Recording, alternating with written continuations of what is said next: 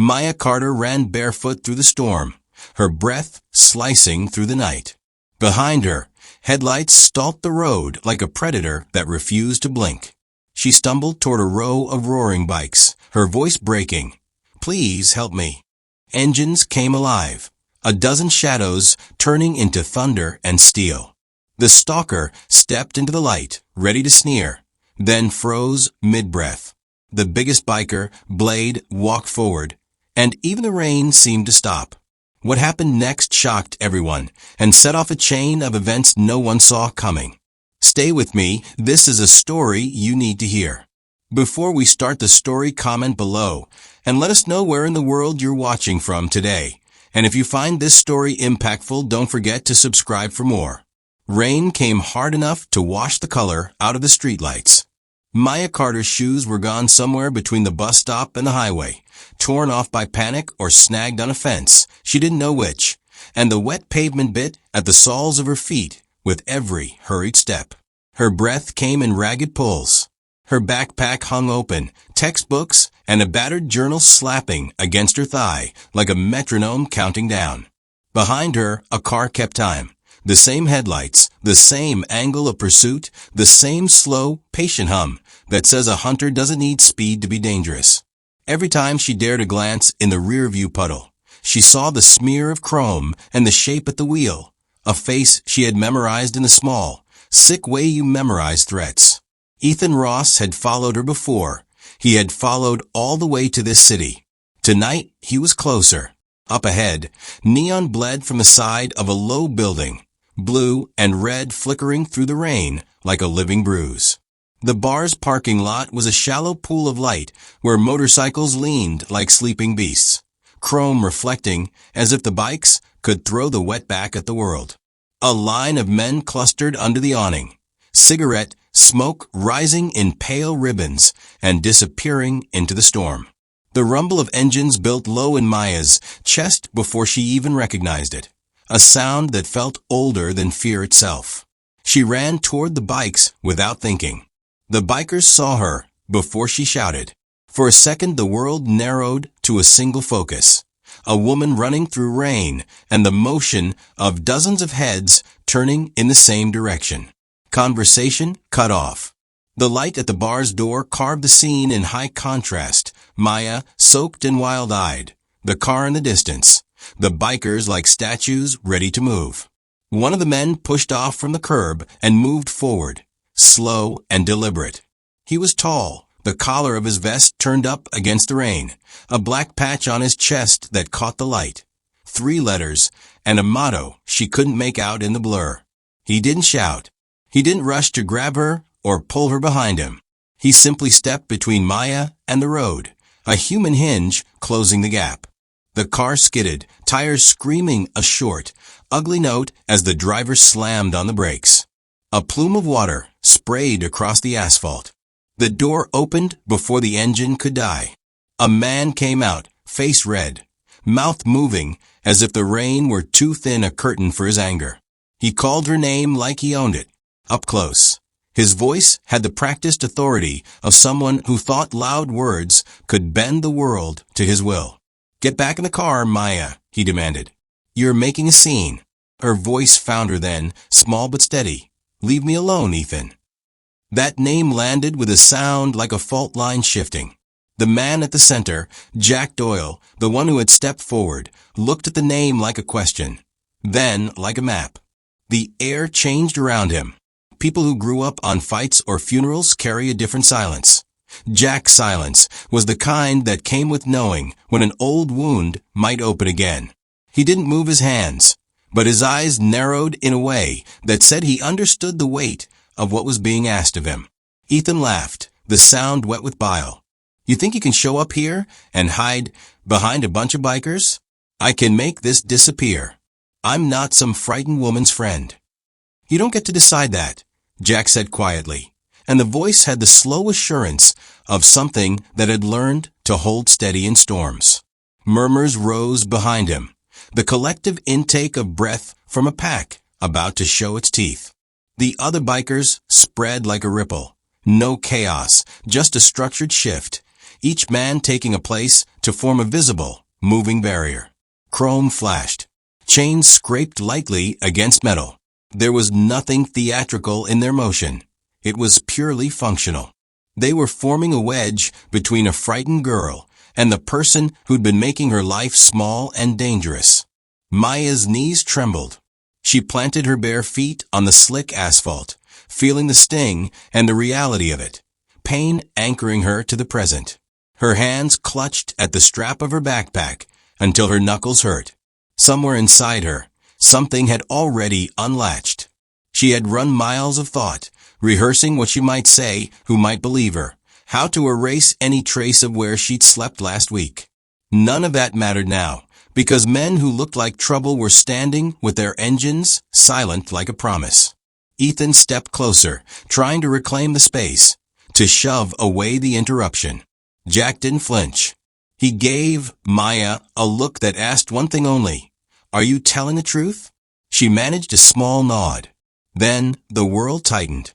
From the car, Ethan pulled something, his hand moving inside his jacket with a practiced motion. And for a brief, blistering second, everyone's reflex tightened toward danger. But the bikers were not fast-moving prey. They were patient predators of their own kind. Without shouting, without clamor, they closed any avenue he might use. One of them flicked a small camera toward Ethan, a bare device that would not lie when the world tried to spin a different story. Ethan froze at the threshold of that sudden, quiet attention. His bravado flickered and then sharpened into something uglier. He looked past Jack toward the men who held their ground, and for the first time, his mouth became thin with calculation. He had expected noise. He had expected a fight. He hadn't expected patience. He hadn't expected people who would stand in a line and let him see, plainly, that tonight he would not be the only person writing how this ended. The rain kept falling. Maya's chest stopped pounding with the immediate danger and began to pound with something else. Relief threaded with guilt and the sudden absurdity of being shielded by strangers who smelled of oil and tobacco. A bike idled behind her like a living thing, its engine a low hum that promised company. Jack raised his chin, the leather on his vest creaking softly. If you had been there, with rain on your face and thunder in your bones, what would you have done? Maya's life before the rain was a map of careful choices stitched together with small, nervous bravery. She worked double shifts at the campus library, reshelving, scanning, memorizing the quiet of other people's lives, so she could afford a studio over a bakery on the corner. The neighborhood smelled of yeast at dawn and cheap perfume at night. She learned the names of the baristas and the bus drivers, the safe side of the street, the light that still burned in the library after everyone left. She kept her head down, studied hard, and imagined a future that did not include phone calls that started with, "Where are you?" Ethan had been part of her past in the way some storms arrive without a warning, sudden, all-consuming, then lingering like humidity. They dated for months. At first, he was attentive in the small, flattering ways, texting to know when she got home, remembering the exact date of her mother's birthday. That attention curdled into ownership. He wanted to know who she spoke to, where she went. He wanted the passwords to her accounts. When she ended it, he told her it was a mistake, that she'd come back.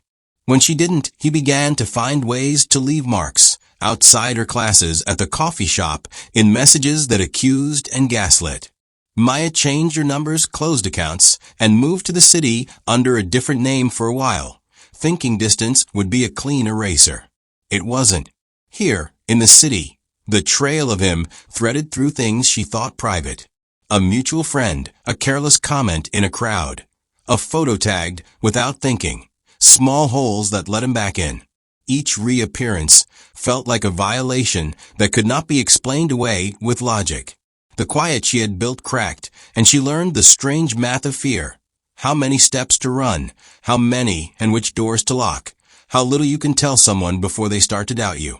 The Ravens Motorcycle Club had their own map, carved into leather and muscle memory. Locals called them bikers, outlaws, trouble. Parents used their name to frighten teenagers who stayed out too late. But the club's map read differently to the men who wore its patch.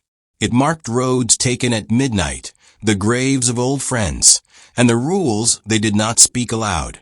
Their compound sat behind a line of sycamores, a low building with a corrugated roof and open doors that smelled of oil and coffee.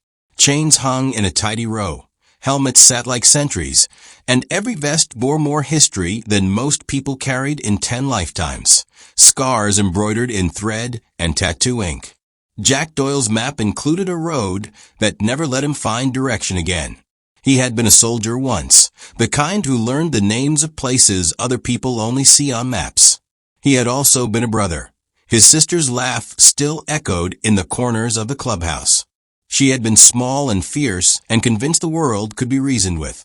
When she died, Jack's sense of what counted as justice shifted into something narrower and harder.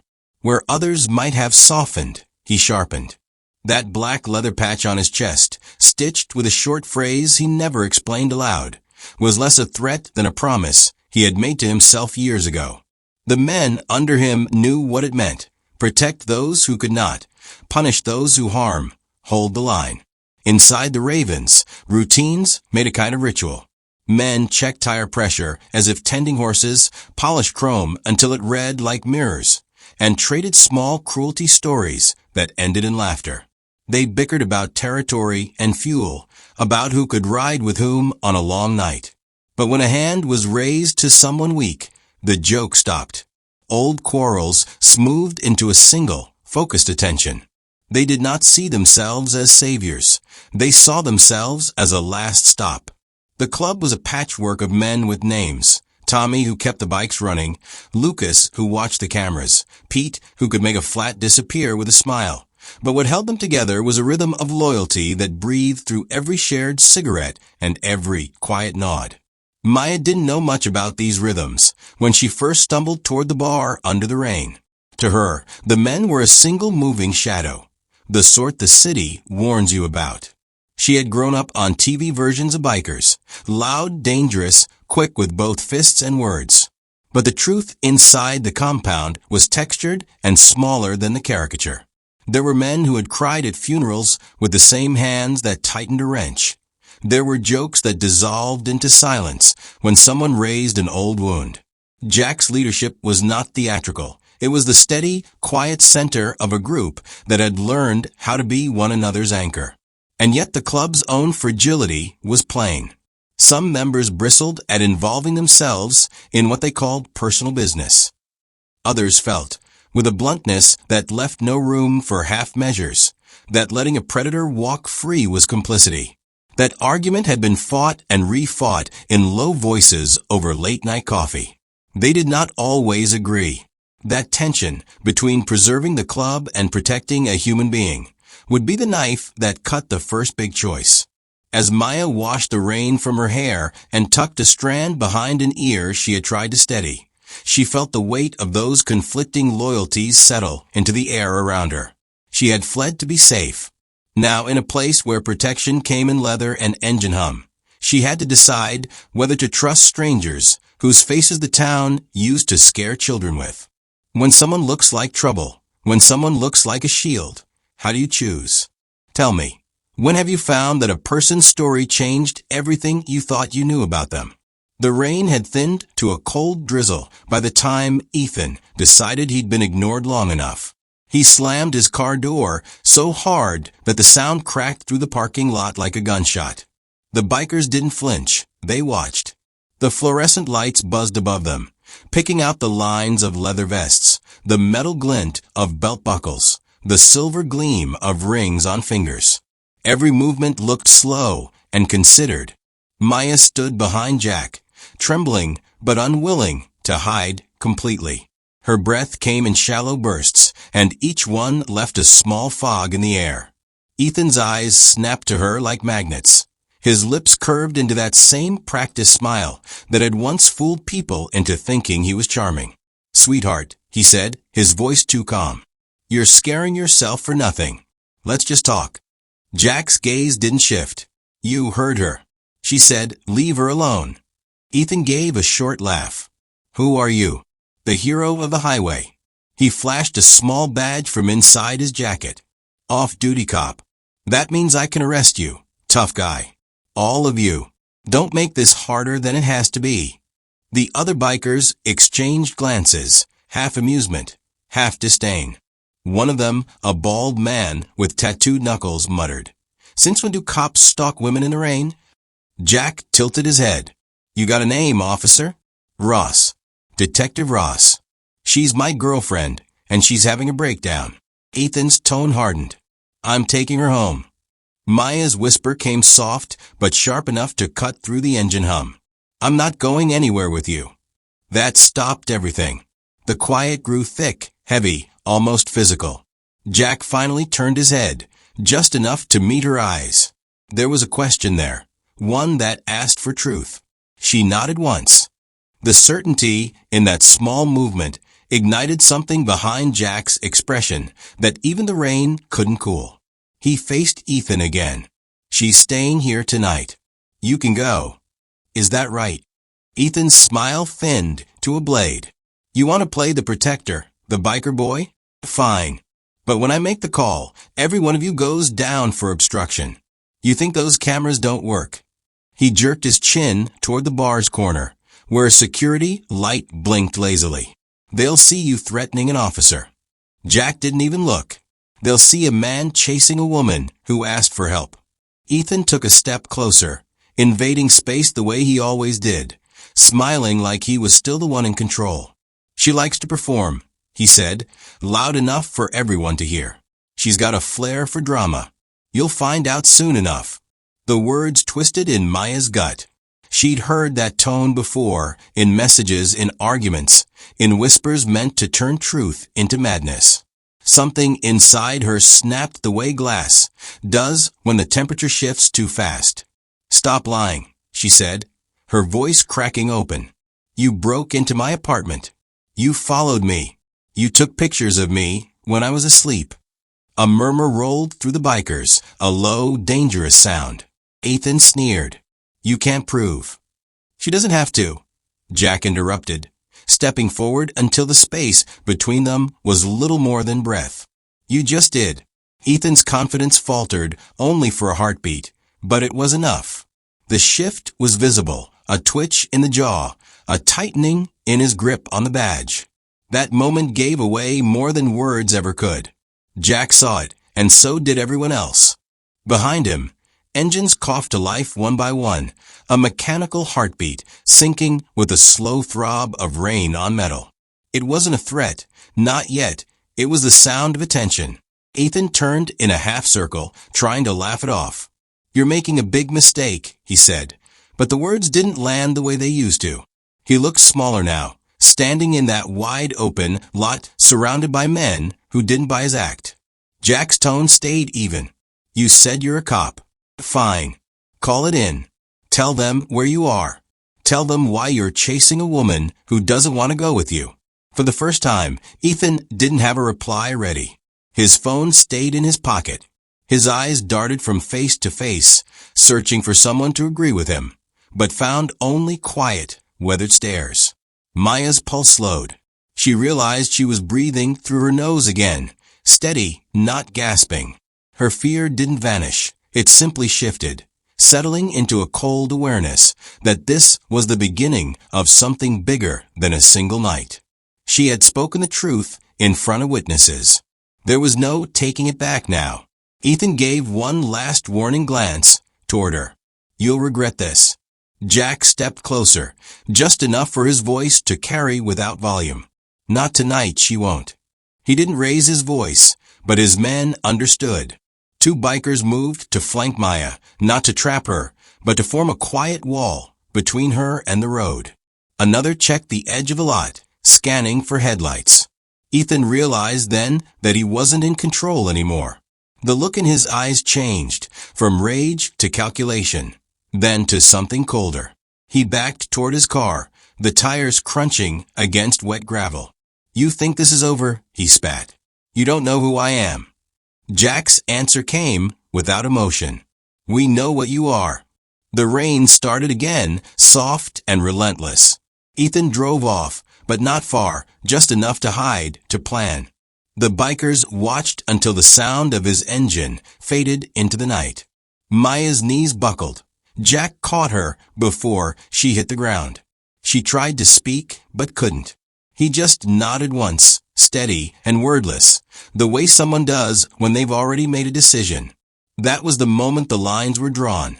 One woman's terror becoming a spark that would drag an entire club into a war they hadn't planned for. If you were standing in that parking lot, watching him drive away, would you believe the danger was over? Or would you feel, deep down, that it had only just begun? The bar's back room smelled of oil, coffee gone cold, and the kind of sweat that lives in leather. Men moved with efficient focus, hands checking bolts, eyes scanning feeds on a cracked tablet, gloves pulled on and off like ritual. The mood was a low, taut wire. Something had been struck, and now the echo thrummed through the clubhouse. Jack called a slow meeting at the workbench. It wasn't ceremonial, no speeches, just a plain slate and a list of practical things.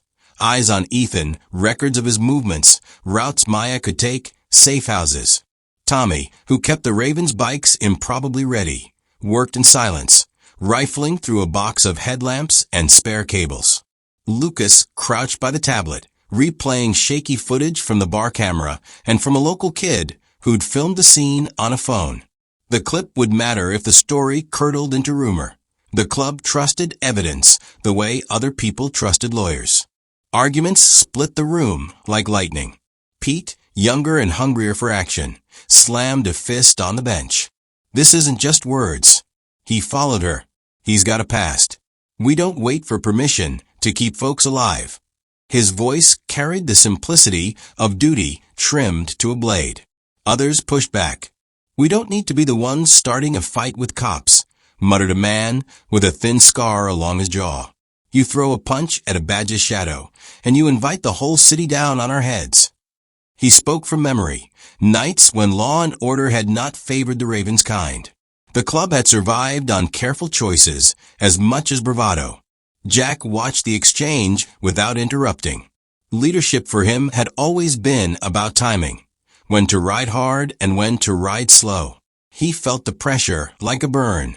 Protect Maya, yes, but not at the cost of dragging every member into legal crossfire. He set his palm flat on the bench and let the room's noise fold around the weight of his decision. We do this smart, he said, voice level. We document. We stand where there's light. We don't hand them excuses. While the club argued inside, Ethan did the work he knew how to do.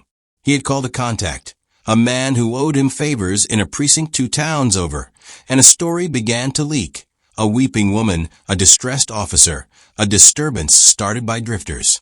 He posted a short, clipped video he'd filmed himself. Maya hysterical, the bikers looming, his own voice sharp and controlled announcing he was an off-duty cop trying to help. The clip spread faster than the rain had, shared by people who wanted a scandal that fit the small, satisfying narrative they preferred. Within hours, there were angry comments, screenshots, and a headline-style post from a local news aggregator that didn't bother to check the frames. Lies have a speed all their own. The club's phones lit up with screenshots and ugly messages from strangers. Why are you sheltering criminals? One read. How do we know she's not the real threat? Asked another. The thing about smear campaigns was their ability to make the moral question murky for those far away. Within the town, whispers started that the Ravens were instigators.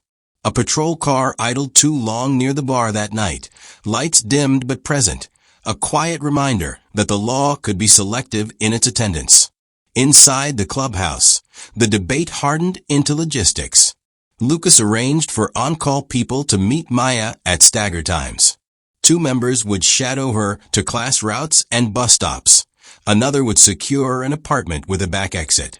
They mapped backup routes, dead zones for phones, and places with cameras that recorded in public. The club's network was its armor. Safe drivers, places that could hold a phone line open, friends who owed favors. They would use the very things Ethan trusted, networks of convenience, to outmaneuver him. Still, not everyone was convinced. A small but vocal faction argued the only answer was to confront Ethan publicly and dismantle his story with force. Pete's hands were restless. He wanted blood in the field. Jack had to temper that hunger with a cold decision. We don't hand them a headline that says we attacked an officer. He set boundaries and named tasks. Those who wanted a different kind of retribution would patrol the perimeter, visible but restrained. Maya sat in a corner where the light pooled soft and forgiving. She listened as men who at first glance seemed to fit the town's caricature plotted like careful surgeons. Her guilt was a persistent undercurrent. She had brought this danger into their lives. I can leave, she told them that night. I can go somewhere else, start over. It sounded at once like courage and the smallest surrender.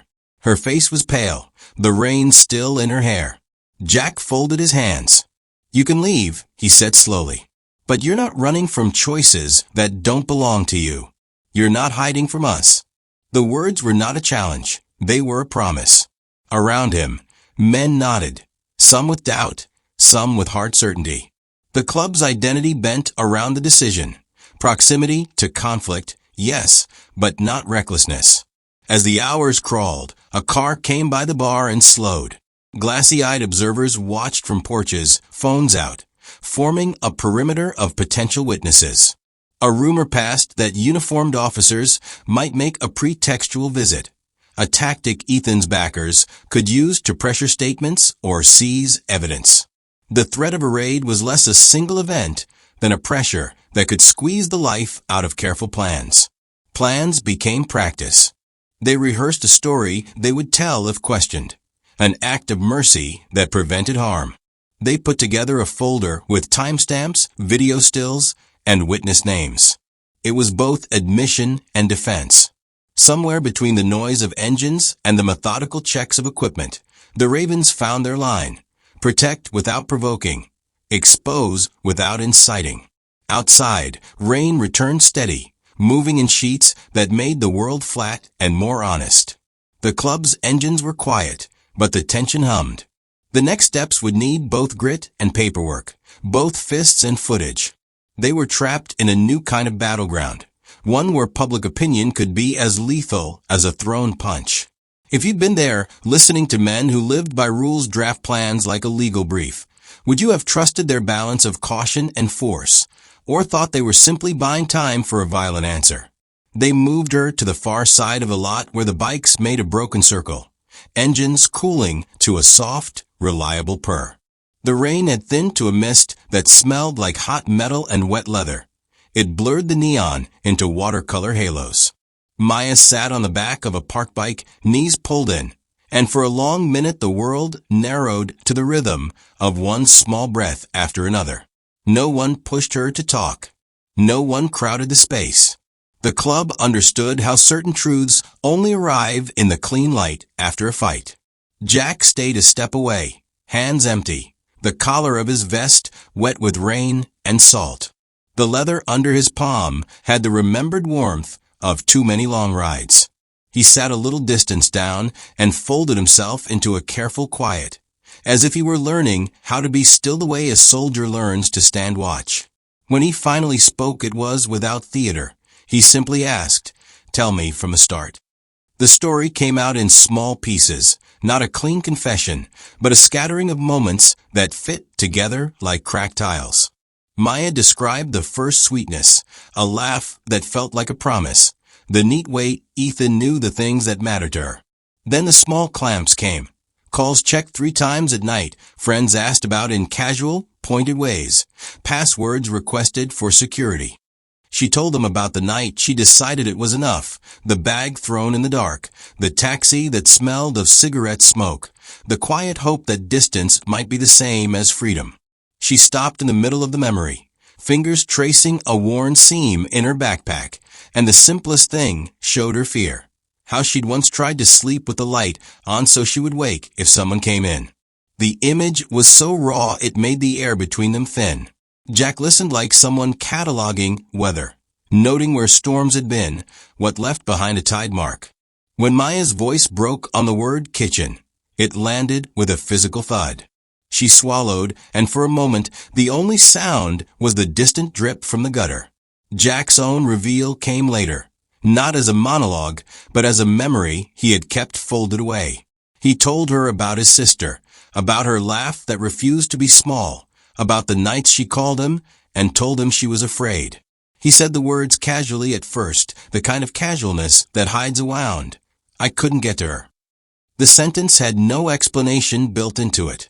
The gap was where the loss lived. He said it again with less armor. She died because we were slow to him. The confession was a stone dropped into the lot. It made circles in the puddles. There was no pity offered like a performance. Jack's voice did not ask for forgiveness. It only handed over fact. In that handing, he gave the shape of his anger, and the reason the club's rules were as sharp as they were. Men who had learned to measure the cost of inaction sat up straighter. The clubhouse, the bikes, the patch, these were not trophies, but a ledger. Jack's ledger was long. Maya reached out then, almost without thinking, and wiped rain from his face the way someone smooths away a bruise. It was a small, human gesture that closed a distance far older than the night. I didn't want any of this to reach you, she whispered, each word offering apology and relief at once. I thought I could handle it alone. Her confession was not a plea, but a truth that slid out of a wound and wanted to be tended. Jack took something from his vest, an old silver ring, small, its surface worn down from years of being thumbed. He did not say the ring belonged to his sister at first. The object was offered like a tool, something practical you give someone who is about to walk a hard road. Maya's hands closed around it before she could decide. The metal was cool, and for a moment she sat very still, as if the weight of small things could change how storms resolved. They held a silence after that was not empty, but full, the rare kind where judgment is paused and listening takes its place. Engines had become a background bass line. Even the wind seemed to slow, as if the town itself was respecting the space. In that pause, both of them let the memory of danger and the possibility of protection sit without argument. It was the lull that comes between breaths right before action. Heavy, honest, necessary. When the stillness broke, it did so without fanfare. Jack looked toward the edge of a lot where the lights pooled and said nothing more than, "You're not alone tonight." The words were simple, but they sat in Maya's chest like coal, warm and impossible to ignore. For Jack, the promise was a quiet ledger entry settling into place. For Maya, it was the first map drawn in the dark. That night the truth was not the end of fear, but it changed its shape. The confession opened room for a plan, and the ring, small, mundane, sacred, became a talisman of something neither of them could yet name. Trust, obligation, or perhaps a borrowed second chance. If you were watching, feeling the tightness of the air, what did that pause make you feel? Relief, sorrow, or the fierce, uneasy hope that comes when two damaged people decide to hold space for one another? Engines woke like a single animal drawing breath. What had been a scattered murmur of idling motors swelled into a steady, rising chord as the ravens moved into formation. Helmets were snapped in place with practiced hands. Leather gloves slid on. The parking lot became a stage, rows of chrome and rubber angled into a purposeful half-moon that faced the bar's entrance. Headlights leveled like a wall of white teeth. Jack didn't give a speech. He didn't need to. His nod was the only order required. Years of rides had taught the men to read the language of small motions. Tommy rolled his bike forward nearest to the lot center, engine humming low enough to be felt in the ribs. Lucas checked the footage one last time on the tablet and mouthed updates, routes Ethan might take, the number of men in the Stalker's car when he last slipped away. Pete's jaw set. The hunger in him was tempered by the look Jack gave. Control. They moved with intentional nonchalance. That was part theater, part tactic. Crowds and cameras flinch at noise and chaos. Steady presence confuses the script of sudden violence. The bikers spread out so that every sight line was covered, front door, side alley, the road where headlights could cut through rain. and every man held a place that turned instinct into strategy. It was a choreography practiced in little things. The tilt of a head, the placement of a foot, the silence that said, "We are not the ones who will start this." Ethan's car pulled up with more bravado than sense. He had gathered favors, the sort that call in debts with phone whispers and old loyalties. 3 men stepped out, one with a jaw scar, another whose laugh tried too hard, and a third whose eyes darted everywhere like a trapped bird. They pushed forward, scanning for weakness, for a moment where their story could be recrafted into theirs alone. Maya walked beside Jack as they faced the newcomers. The ring on her finger flashed once, catching light from the nearest headlamp. She did not hide in the shadow of the men who'd protected her. She placed herself in the light, a deliberate choice that shifted the scene into something steadier than rescue theater. When she spoke, her voice bore the raw edges of the nights she had lived through and the brittle polish of someone who'd learned to make decisions on the fly.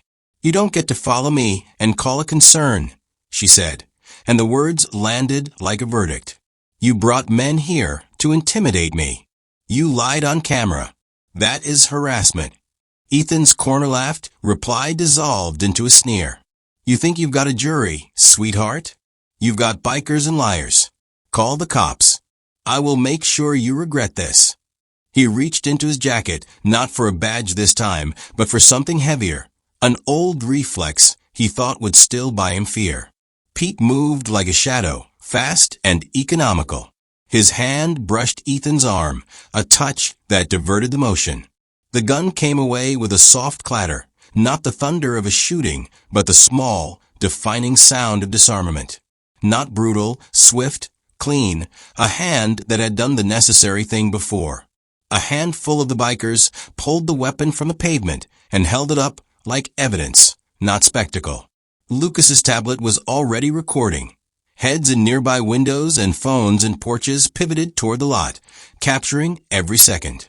Ethan's bravado curdled into panic.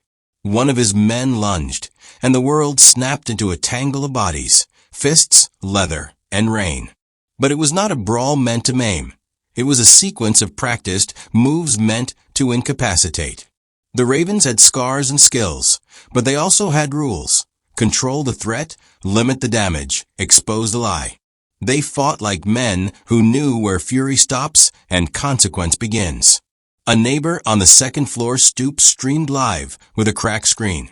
Another local's doorbell camera caught the angle from the street. Within minutes, a chorus of witnesses stitched together a narrative Ethan hadn't planned for a woman in the light, men in the half-moon who didn't strike to kill, a discarded handgun, and the stalker's rage reduced to wheezing threats. Comments and shares began to climb, snapshots of truth outtracing the false clips Ethan had posted earlier. Ethan finally stopped moving when Jack's palm found his shoulder, not in menace, but in a restraint that was heavier than any shove. Up close, Ethan's bluster peeled back to reveal a man who had miscalculated the balance of power. The wet leather on Jack's vest smelled of rain and exhaust. His voice, when he spoke, kept its measured tone. "You decided to follow. You decided to bring this here. People saw it. You can call whoever you want. The camera doesn't lie." The last of Ethan's allies melted into the margins, their courage scattering like wet paper. One of them fumbled for his phone, tried to dial. A biker's shadow covered his wrist, and the call never finished. The arrival of true authority, real squad cars with sober lights and officers who asked pointed questions, came after the sheaf of witnesses, and the hill of footage had already bent the story. There was no explosive showdown on the asphalt. There was a collapse of a pretense that depended on seats of power that would not stand up for him. When the police stepped out, they did it with an evidence bundle in hand. The gun, the still recording tablet, witness statements, and a neighbor's live stream. The narrative had already been claimed. Ethan tried to plead, then to threaten, then to bargain. None of it was found purchase. Cameras had made him small. Maya watched as the men who had once made her world narrow were led toward a van. The relief in her chest was complicated. Joy braided with a residue of fear that didn't simply vanish, because justice arrived. Jack stayed to the side, eyes on her, then gave a look that meant the watch was not over, but a battle won. The ring on Maya's hand felt heavier than before. It was a small token, but tonight it carried a weight of survival. As bikes idled and the rain moved on, the lot hummed with quiet talk, plans to make sure Maya could sleep, to give statements, to check cameras again. The action had not been vengeance so much as a reclamation. The night's script rewritten by those who chose to stand where lies had been told.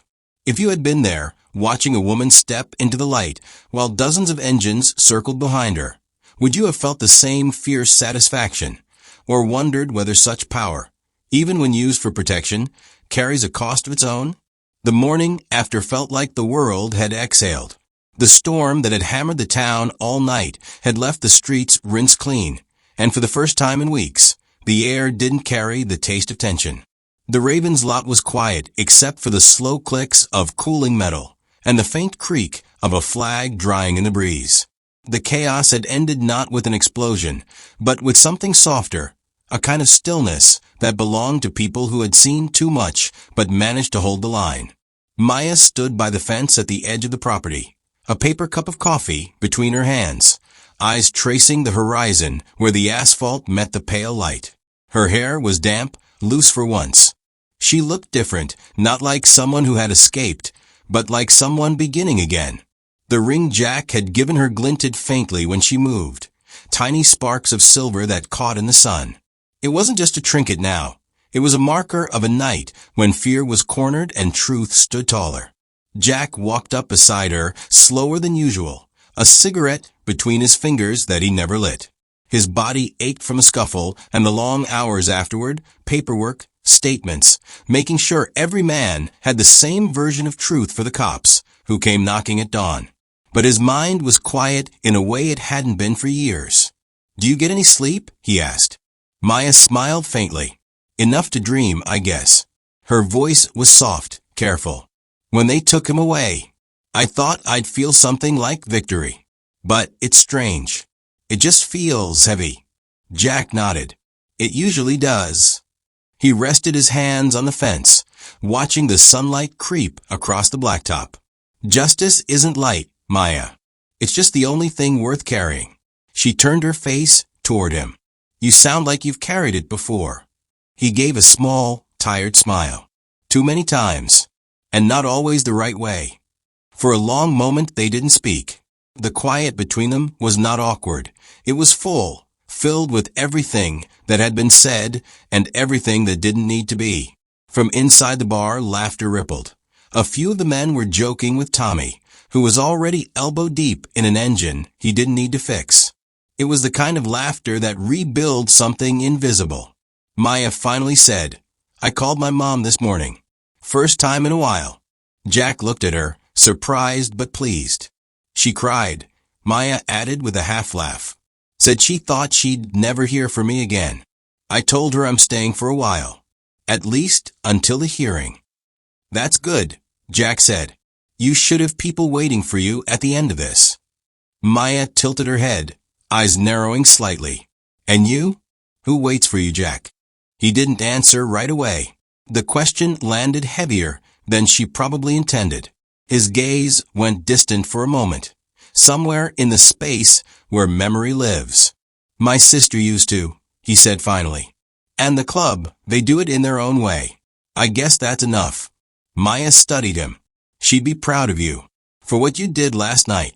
He shook his head gently. "I didn't do it for pride. I did it because nobody did it for her. You reminded me what it feels like to not be too late."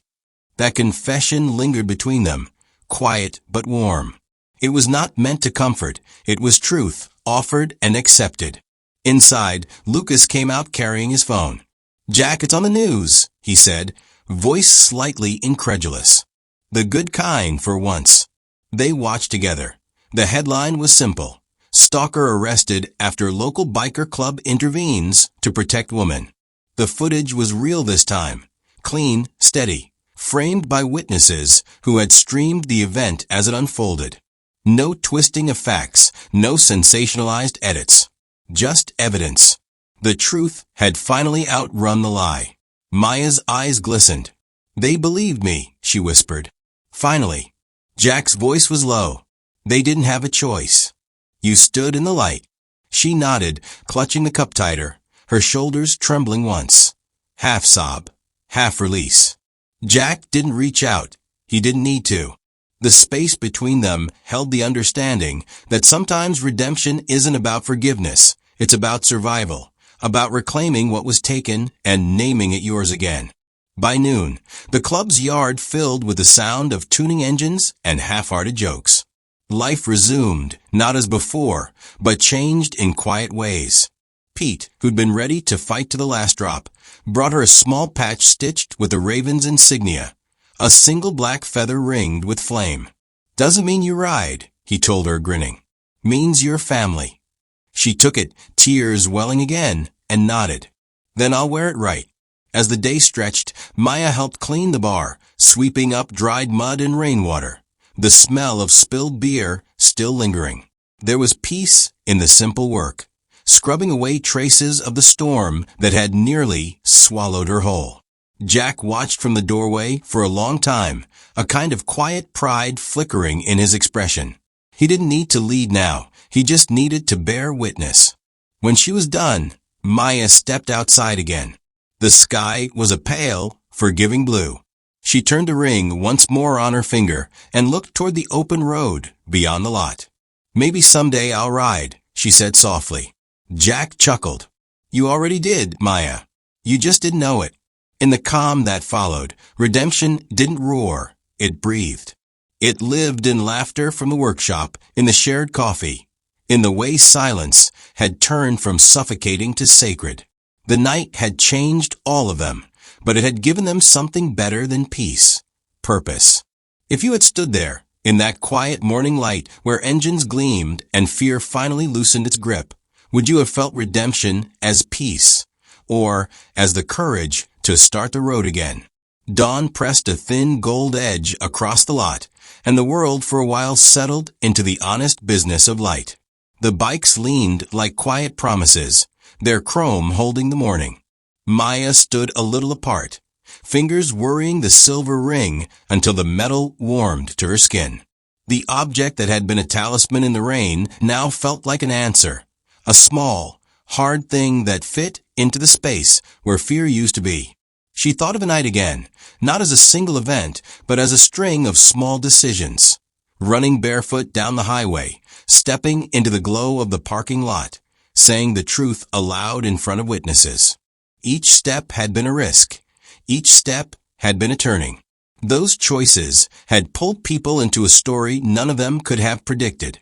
They had also unearthed a strange kind of grace, a ragged circle of outsiders who stood where the rest of the world stepped aside.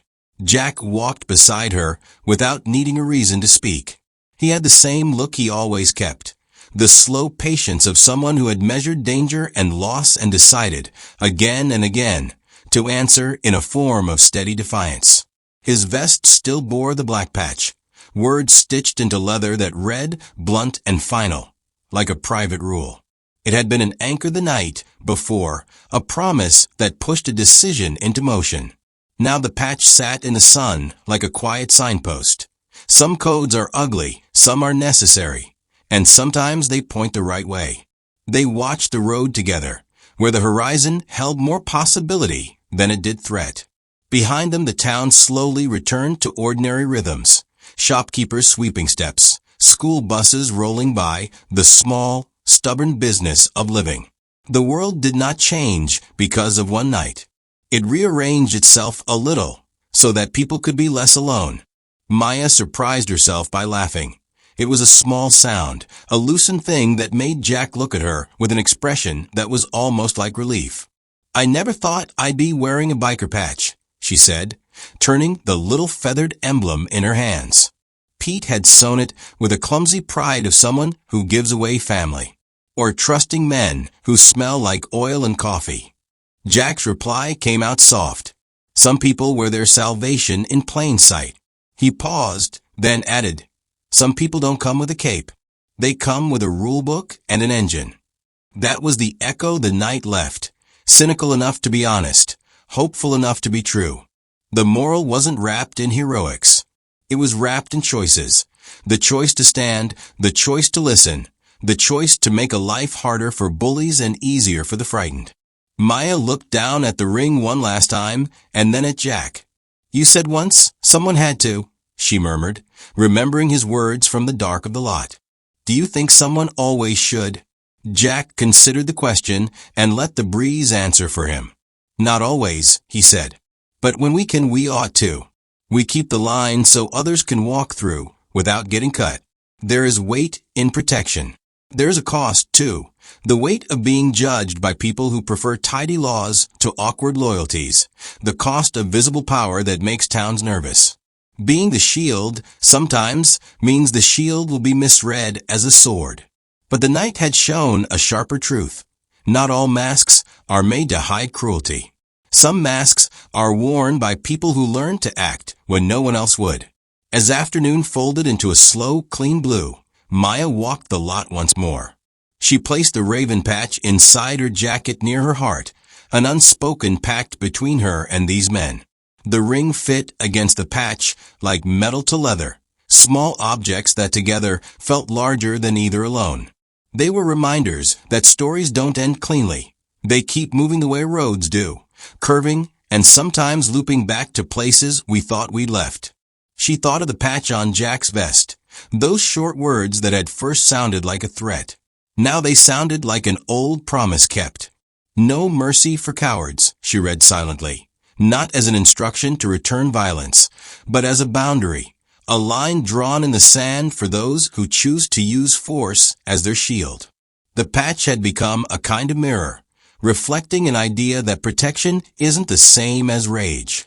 It can be the steadiness of people who refuse to let harm be normal. If the town would learn anything from that night, it might be this. The people you fear are not always the ones you should fear most. Sometimes fear hides behind polite badges and practiced smiles. Sometimes redemption lives in the places you least expect it. Under a patch, in a silver ring, in the hands of people who choose to stand even when standing costs them something. The engines never went silent in the city, but their rumble changed for Maya. It was no longer a threat in her ears. It was a cadence she could follow when she needed to. When she left weeks later, papers signed, witness statements finished, she didn't ride away because she had to.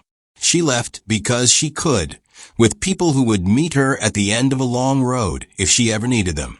And when the sun tilted the pavement into a long, soft gold, Jack watched her go and felt, for once, the quiet of a ledger finally balanced. He didn't look for praise. He only felt the small, honest satisfaction that comes when you've done what you could to stop someone from being less than safe. So, what is the moral of the story? It isn't simple. It isn't a lesson you can fold and put in your pocket. Maybe it's this. Courage is not only the act of the person who runs toward danger, but also the quiet, stubborn choice of the many who stand, engines idling, and refuse to let fear finish the sentence.